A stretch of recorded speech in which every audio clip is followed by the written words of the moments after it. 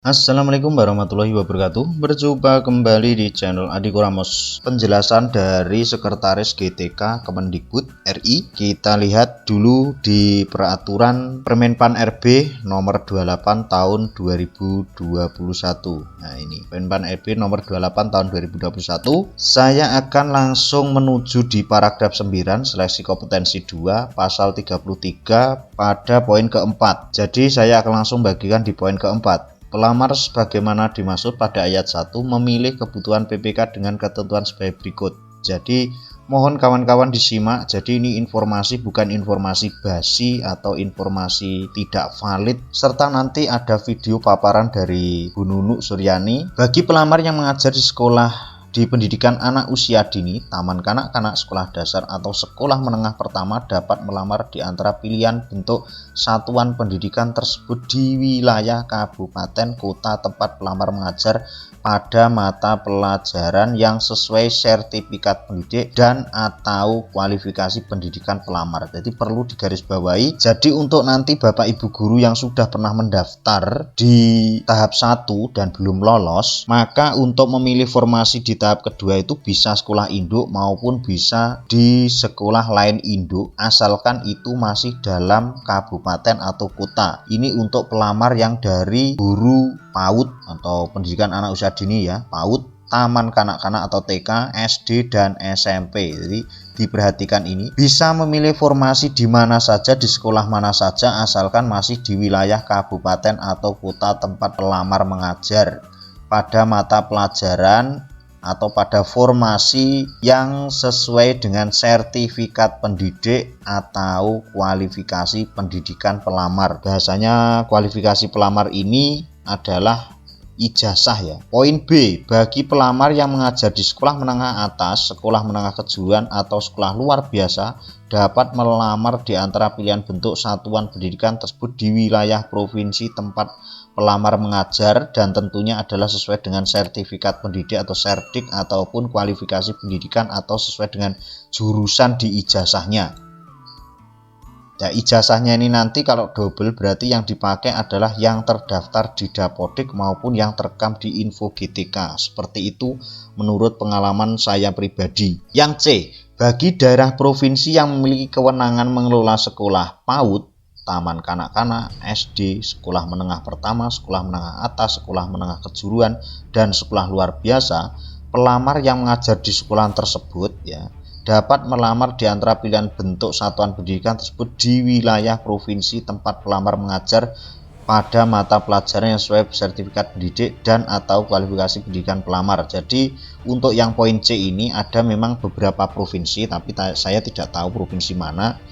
Jadi provinsi itu menaungi mulai pendidikan PAUD sampai SMA SMK. Sebagai contoh untuk Jawa Timur itu untuk SMA SMK sederajat itu dikelola oleh atau dinaungi oleh provinsi atau dinas provinsi dengan bantuan dari cabang dinas di kabupaten kota setempat. Nah, itu bisa melamar lintas kabupaten ya, lintas kabupaten dalam satu provinsi. Untuk yang SD, PAUD, TK dan SMP kalau di Jawa Timur itu hanya bisa melamar di kota atau kabupaten setempat.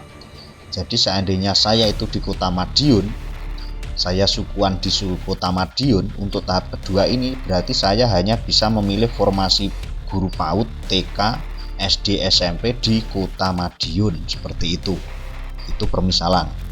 Yang D, bagi pelamar pada kriteria ayat 1 sampai dengan huruf D dapat memilih kebutuhan PPK di sekolah yang sesuai dengan domisili pelamar dan sertifikat pendidik dan atau kualifikasi pendidikan pelamar.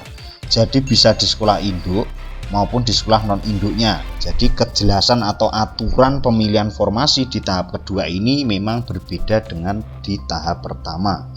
Jadi untuk tahap kedua ini bahasa kerennya adalah tarung bebas untuk memperebutkan posisi. Kita simak video dari Bu Nunu Suryani. Silakan disimak videonya seperti ini.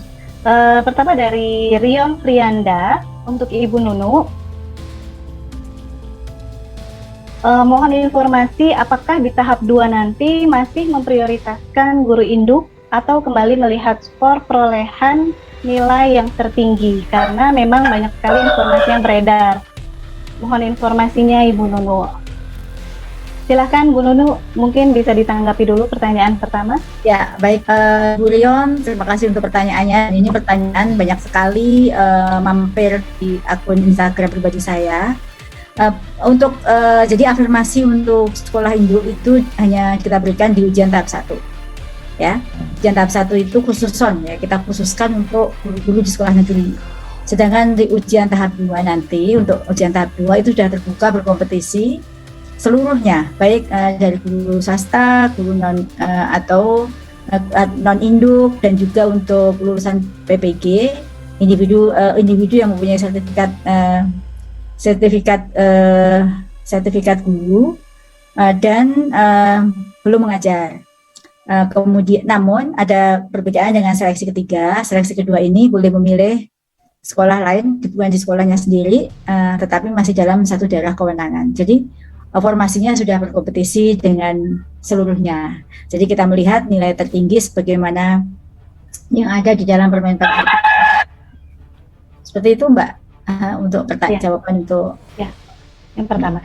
Terima kasih Bu Nunu. Kemudian selanjutnya ada pertanyaan lagi Bu dari Sherlita Marta Rovinda, seorang guru honorer sekolah dasar.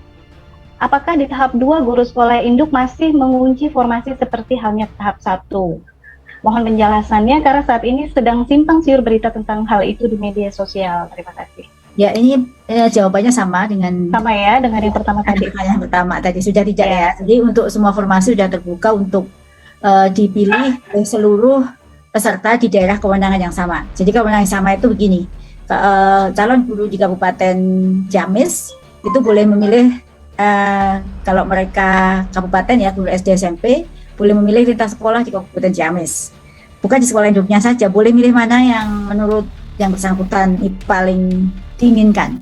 Kemudian untuk yang SMA SMK, Provinsi Jawa Barat boleh memilih sekolah SMA SMK antar kabupaten dalam satu kewenangan provinsi. Itu jawabannya ya, sudah tidak dikunci lagi. Bisa lintas daerah ya Bu Nunu ya? Lintas daerah, lintas sekolah, lintas satuan pendidikan, satu daerah kewenangan. Ya. Terima kasih untuk video kali ini kita akhiri. Mudah-mudahan bisa memberikan pencerahan dan gambaran nanti untuk kawan-kawan yang belum lolos di tahap pertama maupun yang belum pernah mengikuti tes P3K supaya bisa sukses di pengikutan P3K tahap 2. Dan saya doakan dari lubuk hati saya yang paling dalam mudah-mudahan bisa lulus. Untuk video ini kita akhiri, ada kurang lebihnya mohon maaf. Wallahul muwaffiq ila aqwamit thoriq. Assalamualaikum warahmatullahi wabarakatuh.